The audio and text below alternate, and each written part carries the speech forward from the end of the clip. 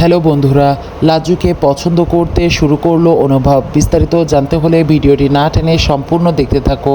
আগামী পর্বে দেখা যাবে যে লাজুকে ঠাম্মি বলে যে তুই একটু দোতলায় যা তো, ওপরতলায় গিয়ে আমার দুপুরের খাবার পরে যে ওষুধটা আছে ওটা নিয়ে আয়। তখন লাজু বলে আমি তো দোতলায় কখনো উঠিনি, আমি তো কিছুই চিনি না, কিভাবে যাব। তখন ঠাম্মি বলে যে তুই যা, চিনে যাবি আস্তে আস্তে সব কিছু। তুই আমার নাতিন বউয়ের ঘরে যাবি, ঘরে যাওয়ার পর ওকে বলবি ও এখন পড়াচ্ছে, ওকে বলবি যে ও যেন আমার দুপুরের খাবার পর যে ওষুধটা আছে ওটা শেষ হয়ে গিয়েছে, ওটা যেন আমাকে আরেক পাতা দেই। তখন লাজু যায় এবং লাজু যে দোতলার কিছুই চেনে না, একটা ঘরে ঢুকে যায়। ঢুকে দেখে ঘরে কেউ নেই, আসলে ঘরে বসেছিল অনুভব। অনুভব ডায়েরি পড়ছিল। তখন লাজু মনে করে যে আসলে ঘরে কেউ নেই, যেহেতু তাদের ফ্লোরটা দাবার কোর্টের মতো ছিল, তাই সে কিতকিত খেলতে শুরু করে দাবার কোর্টে।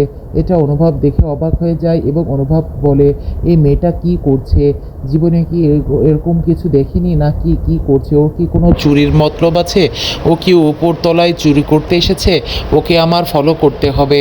তারপর ও রুম খুঁজতে খুঁজতে ভাবে যে এত বড় বাড়ি এরা কিভাবে থাকে, এ তো রাজার বাড়ির মতো।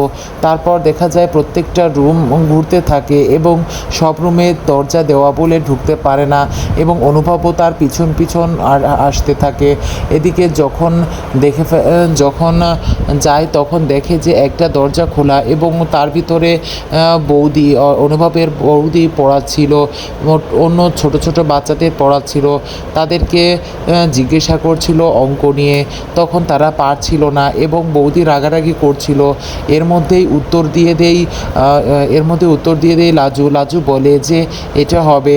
লাজু সঠিক উত্তর দেয়। বৌদি বলে তুমি তো অনেক ভালো পড়ো, তুমি কিভাবে শিখেছো, তুমি কি লেখাপড়া করেছো? তখন বলে আমি 12 অবধি পড়েছি, তারপর আমার বাবার টাকা নেই বলে আমার বাবা আমাকে স্কুল ছাড়িয়ে দেয় আর কলেজ অবধি উঠতে দেয়নি। তখন অনুভব শুনে খুব মায়া লাগে অনুভবের এবং অনুভব মনে মনে বলে যে আহা। তারপর দেখা যায় যে অনুভব ভাবে যে আমি আসলে ভুল পিছনে হাঁটছিলাম, ওর আসলে ওই মতলব নেই। বন্ধুরা, পরবর্তী নতুন আপডেট ও ধামাকা জানতে হলে আমার চ্যানেলটিকে সাবস্ক্রাইব করে লাইক শেয়ার কমেন্ট করে পাশে থাকবে।